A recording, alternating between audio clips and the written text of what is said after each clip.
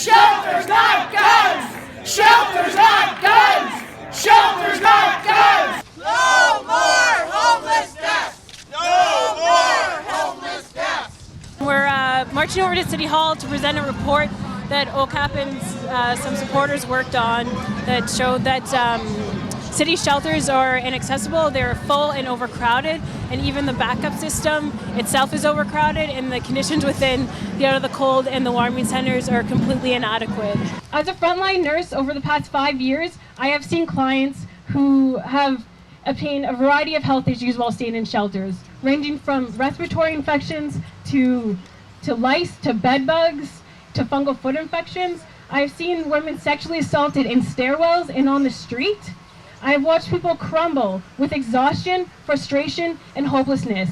Many times I cannot secure a safe place for someone to stay at night, let alone help them address their health issues or offer a solution.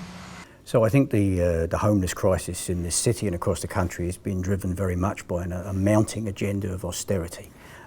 They're cutting the income support programs that people need in order to stay housed, forcing people into a situation of desperation so that they can force a scramble for jobs and in the process make people homeless.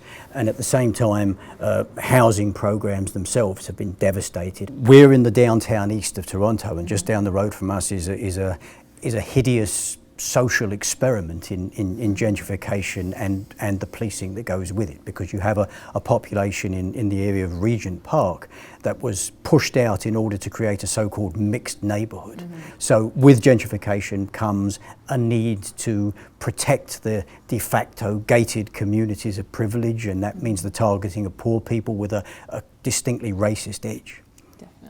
The budget item in this city that consumes the most by far is the cop budget.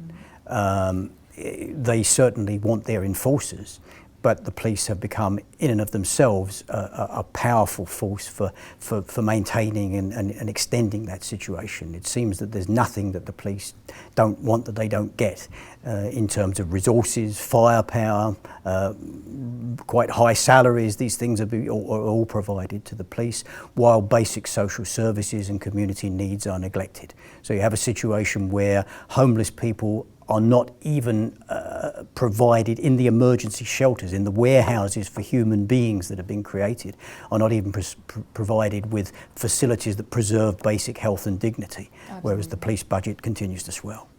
The agenda that's developing, I think, is reaching the level of one of outright social abandonment. We're no longer dealing with just taking away some entitlements. We're dealing with a situation where they abandon people. When they abandon people, incarceration really flows from that. And so who experiences this is, of course, fairly standard in terms of how oppression is doled out. It means poor people, of course it means racialized communities, and on the streets it means an incredible focus on repression being directed against Indigenous people. The numbers, the percentages of people who are amongst the homeless population who are Indigenous is one of enormous overrepresentation. But then if you look at the most extreme forms, if you look at actual rough sleeping on the streets, if you look at the number of street deaths that occur, it's even worse. So there is class-based oppression, but it is entirely racialized in how it's doled out.